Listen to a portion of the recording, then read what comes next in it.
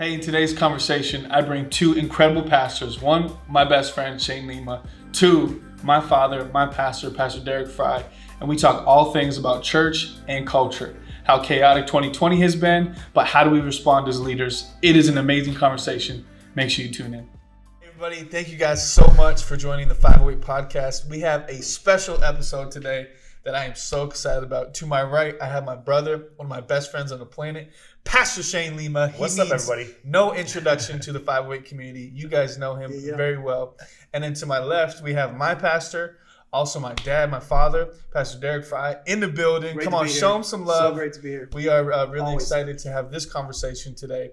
And before we get into it, first of all, I just want to say thank you, Pops. Thank you, Shane, for coming. Thank you. Obviously, Thank you so we're in much. the middle of a crazy, chaotic season and time Wild. right now. 2020 has been nuts. It's been nuts. It's been a whole lot, that's for sure. Yeah. Like, what is happening right now? Oh, man. Some people say, let's turn in the receipt to 2020.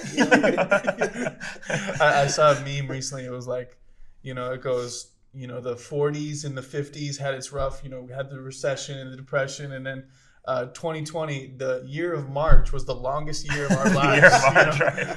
So March and April have been long. We've been quarantined. We've been stuck in the house, so it's good to see human beings again. Oh my Obviously, gosh. Dad, we've been spending some time together, but Shane's good to see you, bro. Same, But man. we had like 2 months we couldn't see each other. I know, Even as seriously, family, it was nuts. It's So FaceTime. we've had, and I know all of our audience has had a challenging season, and so what we want to do is we want to talk about it, even address it a little bit. And I brought 2 incredible leaders with me, and we just want to talk through, how do we navigate this season? How do we work through it?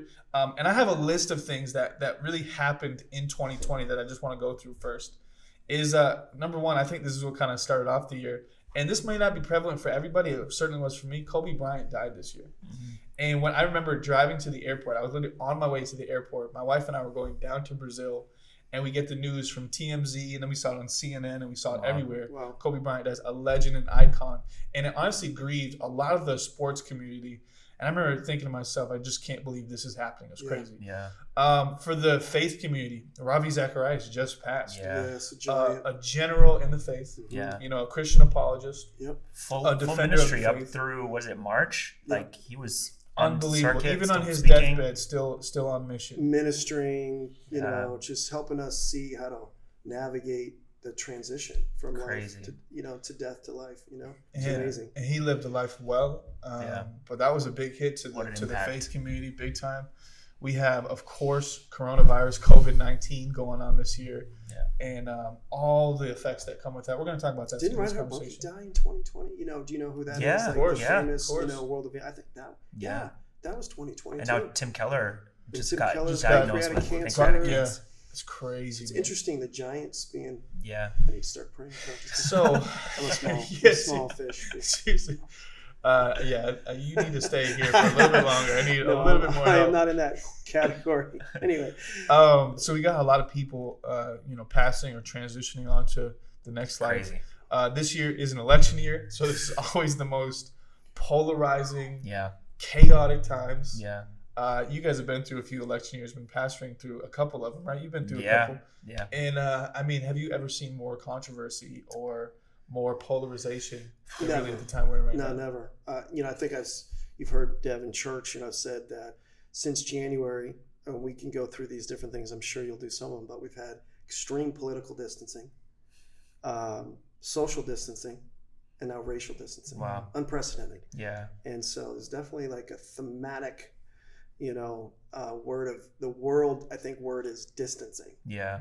The question is, what is God saying in And response to that? I think maybe we can even add another one to it, where for a long time, at least we can speak to America because we live here. There's been spiritual distancing. Yes, it's True. good. A lot of people have disassociated with God, Yeah, and then they ask, "Where is God in all this?" Yeah. And it's like He's right where you left Him. that's right. A lot of times. Yeah. And so I think there's a lot of that: social distancing, political distancing, racial distancing, Yeah. and there's spiritual distancing right now. We're going to talk about this.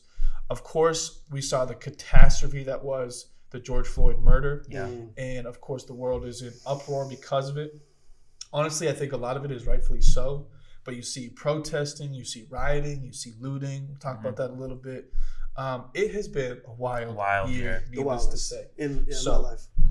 What we really want to talk about in this conversation, I hope we already kind of intrigued you through the conversation we're about to have.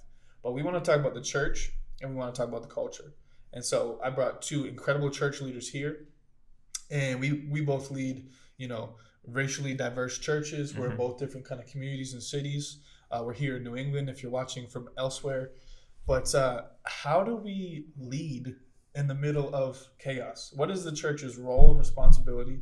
What have you seen, Dad? Shane, what have you seen? And how are you pastoring people through the chaos that has been 2020 so far? I think it's been a whole lot. I mean, I laugh thinking about like the 2020 vision series we all threw at the beginning of the year, right? Like we've all been waiting for 2020 to come because We had a your plan. year. We had a plan. We had a plan. It's like 2020 vision, the year of clarity, and like it was going to be beautiful. And coming from 2019 to 2020, I just felt like it's going to, like, we're jumping into the 20s. It's going to be awesome. And then it's just like the world just is like crashing and burning all around us. And literally we wake up every morning not knowing what the headline is going to be today.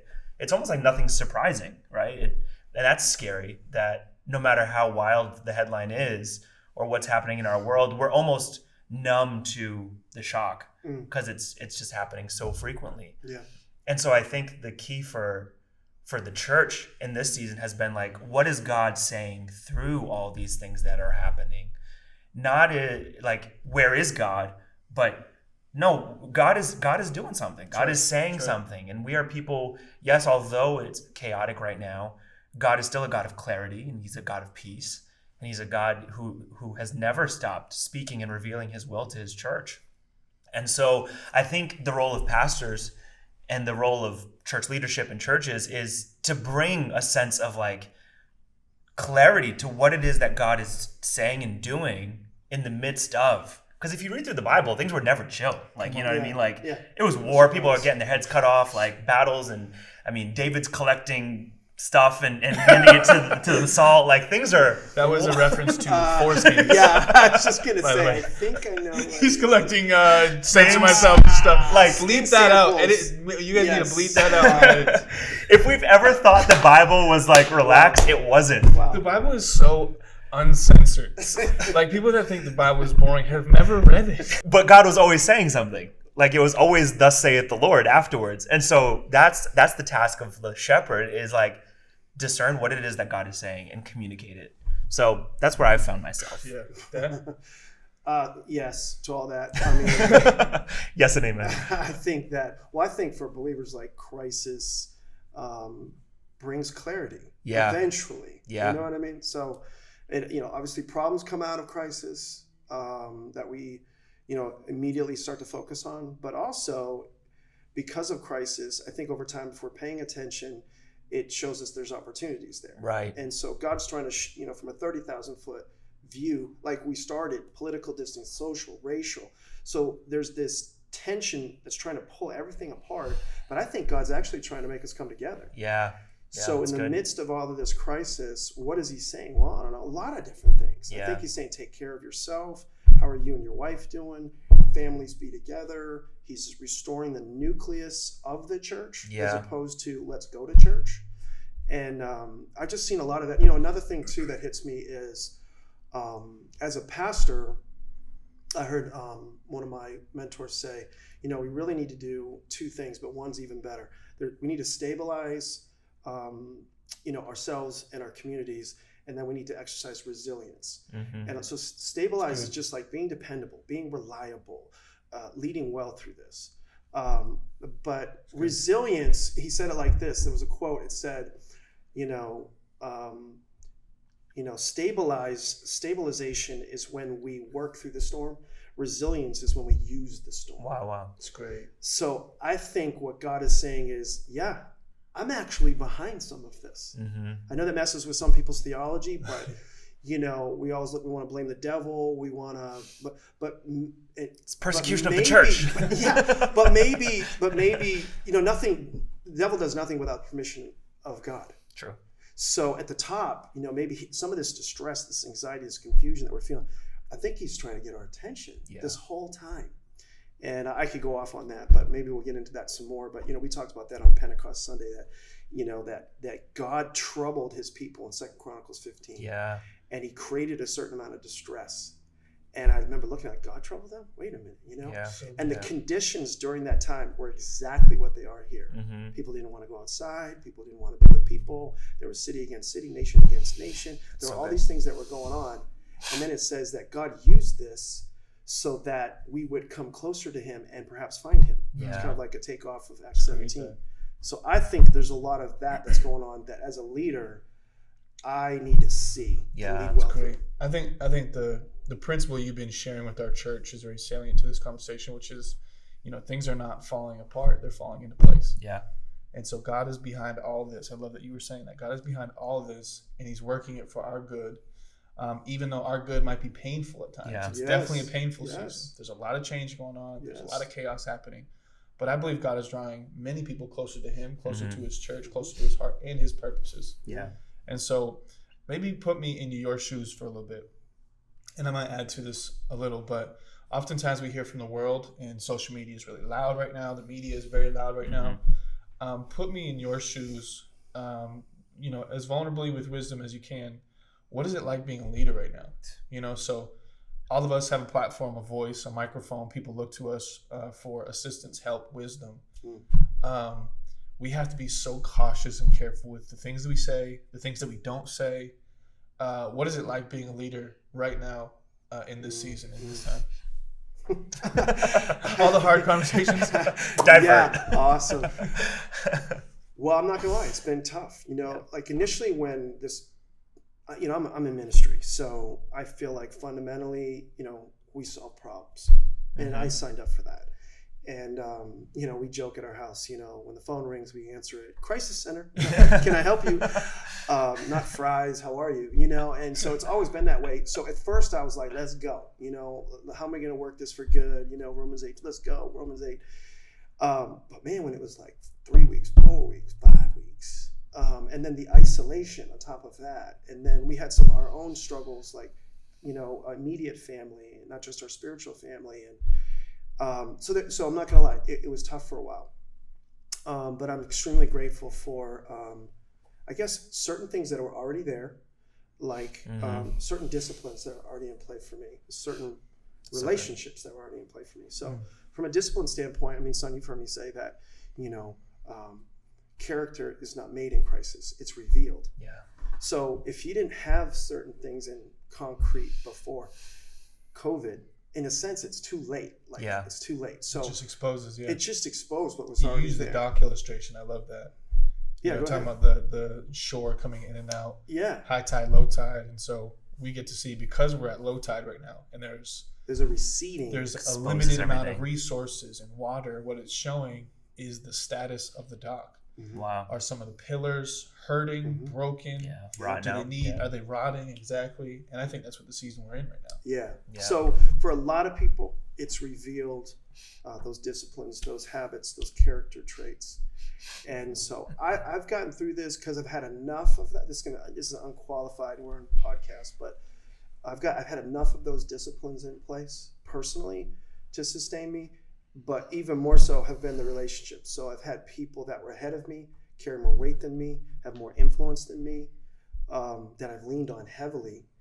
And the overwhelming kind of message through this was like, you need to lead well right now. Yeah. You need to really lead well. That's good. And so I've just made that my focus. I've been just like majorly preoccupied with, you know what, you can take your vacation. You know, I had a vacation in Mexico, right? That my wife and I were going to go on. It was a big trip planned and everything. And I heard God say to me one time, like, I don't owe you a trip to Mexico. Wow. You know, like my kingdom and my purposes, my plans, the things that are going on, like that's your priority right now. And so it's forced giving up some preferences, getting more missional as a pastor and as a person during this season, and we have a chance to make a huge impact if we lead really well. Is it stressful? Sure, because it's like worse than a wedding or a funeral. You know, when you guys do a wedding or a funeral, it's like every word's really important because it's like one big day. Right. I feel like what's going on right now, whether it be, you know, this to, you know, dealing with racial tensions, dealing with, you know, a lot of this crisis right now, like you need to be able to have a timely word and an apt reply right now. And that requires that we have good leadership around us and good character inside of us. Yeah, so good. I think that's so spot on. Practically speaking, I thought about like how just the preaching event is so different. Oh my gosh. Now. Yeah. And when you're in a room with the dynamic of people, and you're speaking, you can make mistakes and catch it, fix it, even capitalize on it. And that idea of every word counts. I'm thinking about that constantly because people are now sitting in their living room watching a screen with the kid, like there's none of the dynamic of your neighbor at church, none of that.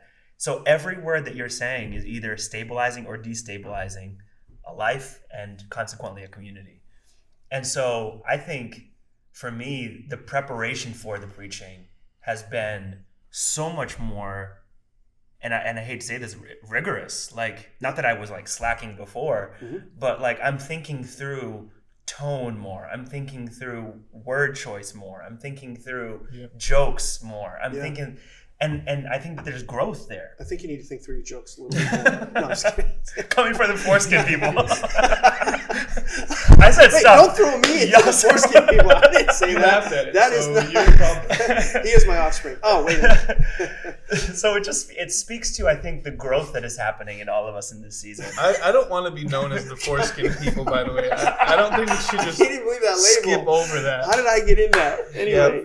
By the way, to all of our audience, this is Pastor Shane Lima's last time on the podcast. Right. It's We love definitely him, but a younger podcast. that may be the title. The foreskin people. Oh, Lord.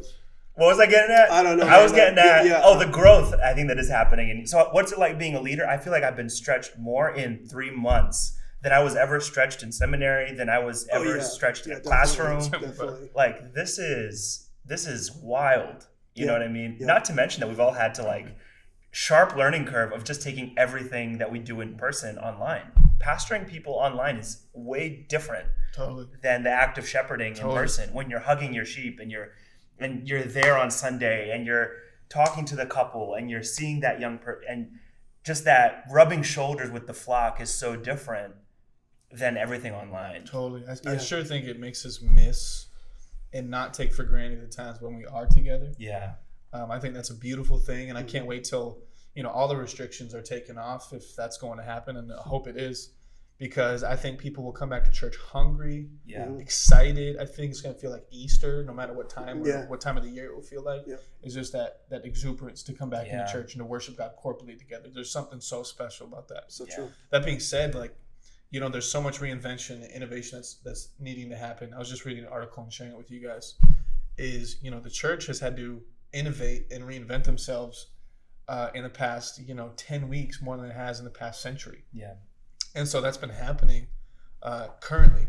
So what do you guys see for the church? Where is the church going? Specifically, want to ask you, Dad, where do you see, because you coach a lot of pastors and a lot of leaders and see a lot of churches, what do you see is the new normal for the church? What is good about this crisis, and what do you think needs to change in the church because of this crisis? It's a great question. It's a tough one, to be honest. First of all, I think as a leader, whatever level you're at, there's a different level of pressure that's on a leader right now. So, you have to think about your community, others, of course yourself, because you have nothing to give if you don't take care of yourself. So there's just another level of pressure. Knowing that, you kind of have to give yourself a little slack on the line. Like knowing that you're going to make some mistakes, you're going to call some shots and call some audibles that don't quite work out. I think that's one thing that I'm learning through this is just there's enough pressure as it is. I got to give myself a little bit of slack on the line, a little bit. But in terms of how to pivot and adapt and adjust, I don't think the mission of the church has changed. I think the methods are changing, and that's been really obvious. Great. And I don't think we've experienced more innovation than we have during this time. One of the things I've told our team and other churches that I get the chance to influence is I think we have to think long-term, plan short-term. Think long-term, plan short-term. So because so much can change so fast. I mean, think about the rate of change. You get one announcement and then the next day you get another announcement that changed that. And, now we have this problem, now we have this problem. I mean, it's been rapid fire. So I think we have to have short-term plans. And that's, of course, communicating. We've got to get out of just reacting to problems. Yeah. Leaders definitely react to problems, and we need to do that. But again, there's these huge opportunities in the middle of all of this. Right. So, I'm saying high level. I'm not trying to get too methodological for this question, but I think that I've tried to get leaders to join me with the obsession of finding the gift in COVID, finding the gift in the crisis. Mm-hmm. What is it? What is it for you in your personal life? What is it for you and your family? What is it for you and your ministry? So, as it relates to the church, real simple. I just think God has been speaking. I'm not letting you meet big. I'm not letting you regather. I hate the whole reopening thing because the church never closed. Thank you, Jesus. Come on. But I'm just not going to let you do it that way. And so there's just restrictions and guidelines, depending how you want to interpret that. So what's our response going to be to that? There's distancing. What's our response going to be to that? I think we have to figure out how to do what I think God's always wanted us to do. And that is go from small to big. Nothing multiplies without intimacy. So I actually think unless we figure this out, we're strictly in sustainability. We're not in multiplication. So, but what is happening now is he is allowing us to connect interpersonally with the most important relationships in our life. He is allowing us to, in other words, be home with each other and make sure that the foundation of our faith is solid personally and in our family. He is allowing us to establish healthy habits that precede, I think, a healthy character. And then I think, so out of that, I think is going to come new strategies. And so for us as a church, we see new strategies forming where we're not going to go from, just go back to big church. We're going to go small church to big church. And we're going to be very strategic and calculated about how to do that. That's great. Yeah. That's great. You want to add anything to that? I think the landscape of the church is forever changed by this, and I think it's a good thing. I think some things are going to stay online for forever that weren't online before. I think we've been forced to think regionally, not just a local city. We're able to reach people in different cities and towns that maybe we weren't reaching prior. Yeah. And so I think the landscape of how we do ministry is forever changed. I think this forced my church to do stuff we weren't doing before. And so that was good. And it is good. Totally. It is. It's amazing, and it's a gift. And so, and I think that this is a real test of, are you willing to pivot and make the tough decisions that will either expand your influence, or if you don't pivot, honestly, it leads to demise and lack of influence, because it's the 21st century. Things are changing fast. And which then in turn leads to opportunities for those who pivot. Totally. True. And to add to what you were saying, just to echo it, is just we have to understand the difference between mission and method. Methods have to change. They have to, right? They have to change. Yeah. And something I wrote down here is, if you live in the past, you're going to die to the future. It's just going to be a reality. If you are solely married to your methods and not to your mission, and we're not just talking about church, we're really talking about personal selves as well. Personally, you have to change. You have to grow. You have to mature. Fan into flame the gift of God that He's given you. So there's all these scriptures that are added to this, but you have to be very careful that we don't get married to tradition and we reinvent ourselves. And so I've heard it so many times from leaders is, you have to change by two ways, either by choice or by force. Right now, COVID forced us all to change. And it probably was a really good thing, and it probably was a long time coming. So I see the sovereignty and the providence of God in this. But there are some things that maybe we need to learn principally. And so for all our audience, we need to make sure we take inventory. What are some things that need to change before I have to be forced to change and waste some time or have a lot of hurt in the process? I could avoid some scars if I just learned how to change. Yeah. So one thing I just want to tweak on this conversation and transition to, because we have limited time, is this racial tension. We won't be able to get all the conversation done in the time we have allotted. And for those that are watching, make sure you go back to our previous video, Racial Reconciliation. It was a brilliant conversation that we had three incredible leaders that we just needed to have that discussion. But when we see the racial divide And Dad, we are part of a very diverse church. That's one of my favorite things about Connect, and we hear that all the time about Connect. Shane, same thing. Very diverse church. What are some principles? What are some lessons we can learn right now as you see the chaos that's going on with our country? Polarization, constant negativity, even hatred, or this cancel culture. What are you seeing? What are some principles that you're leading with, and how can we reconcile people, which is our mandate as Christians and believers and really pastors? How do we reconcile people? What are some principles or some lessons you could give our audience? I think the key is to understand what has brought us to the moment we're in. Learning, listening. This is not the chaos, the rioting, the looting. These are not events that are happening in a vacuum, out of nowhere, spontaneously. These are things. This is 400 years of history that a pandemic has now silenced so much else of our world that now when events like this happen, it's magnified even more so than it maybe would have been if everyone were just kind of working normally, having their summer vacations. I don't think that we would be having the national conversation that we are having now and seeing the changes that are happening now if this had happened under quote unquote normal circumstances. And so I understand, and I said this to our church online. I said, I would never endorse looting and rioting, of course. Like I would never be on the sidelines and say, do that.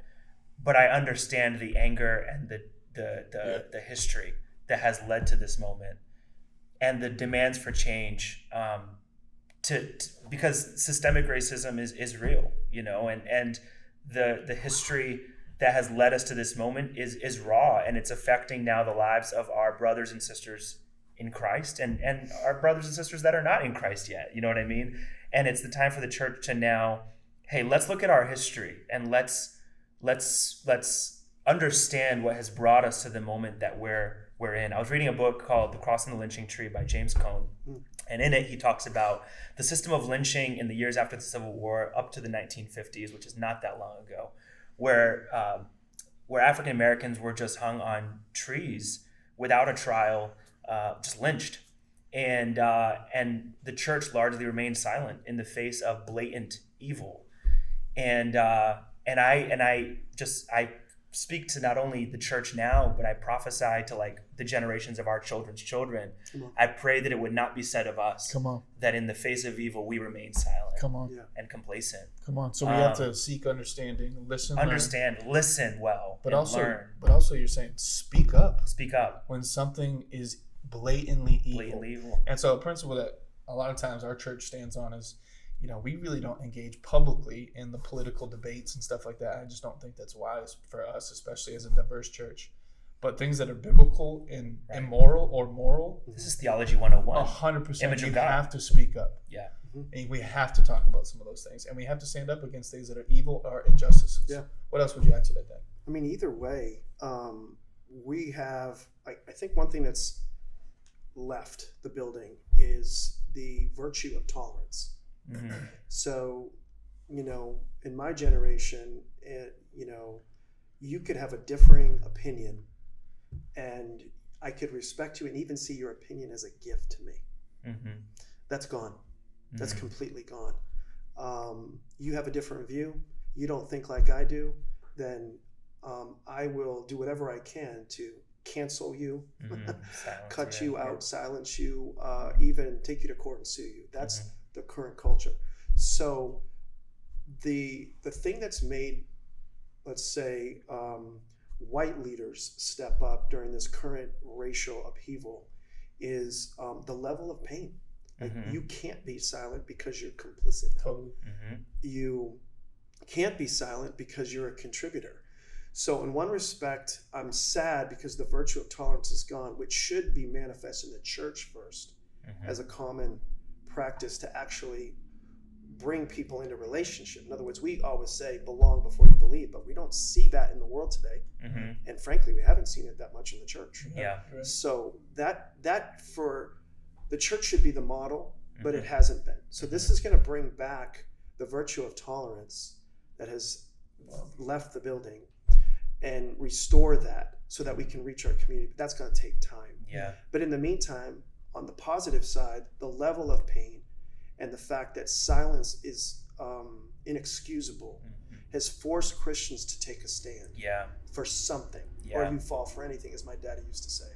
So in one respect, I like it. The things that hurt us most instruct us most. It's the level of pain that is forcing the church to change, like the political distancing. You can't just be in the middle, on certain things. There's all these things that are going on right now. So I see opportunity inside of that in the middle. We used to say the fence belongs to the devil. Yeah.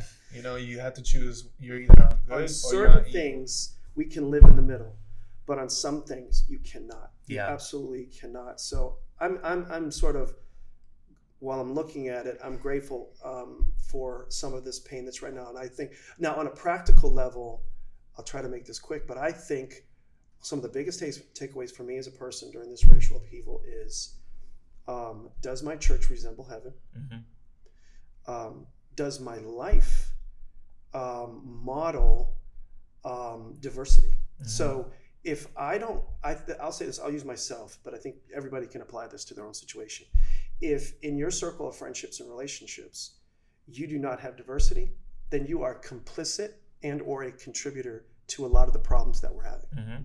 And I just think fundamentally, before we get into programs and methods and how is the church going to respond and how are we going to do this different and what steps are we going to take, I think it starts with us just as individuals. You got to adjust the plank who's in our in own your or circle, the voices, who's in your circle for real, not just in sports when you're all together there, not just in the workplace when we're killing it and putting plaques on the wall, but in our everyday life. Are those people in there that are part of your life, adding to your life, bringing color and diversity to your life? If that's not there, then I think we'll continue to have a systemic and generational problem. So powerful. One of the principles we share in our Next Steps courses for our church, it's really a code that is a part of our church. It's in the DNA and the bloodline of it. We say in essential beliefs, we have unity. In non-essential beliefs, we show liberty. But in all our beliefs, we have charity or love. And I love that. Write that down. Remember this. I'll say it one more time. In all our beliefs, in our essential beliefs, we have unity. In non-essential beliefs, we show liberty, but in all our beliefs, we show charity or love. What that really means is on the essential things, especially the theological things, the Trinity, Jesus' death, burial, and resurrection, things that are essential, we got to have unity. We believe there's one way. We believe there is one way only to heaven, and his name is Jesus. The non-essential things, help me list some of these guys. Drinking, if you watch movies, certain R-rated movies, worship style, certain preferences, exactly, worship style, churches, your language, these things. King James or NLT. Exactly. But in all of them, we have to show love. We have to show charity. We have to show tolerance. That's where the virtue comes in. Friendship. Yeah. And so you really can't, you can't say Scripture says in John, you can't say you love God and hate your neighbor. Right. These things are biblical precedents that are stated in the fabric of a Christian. And so we have to be very mindful of that. So I love what you're saying. Maybe give some final thoughts. We're seeing 2020. Maybe just encourage our audience. It's been a tough year for a lot of people because there's been financial loss. Some people might have lost family members because of the virus, racial tensions. I mean, there's a lot of stress happening right now, a lot of stress. And I think all of us feel it too, not just on a leadership level, but on a human level. We feel it in our families. We feel it in our bank accounts. We feel it, I think, spiritually as well.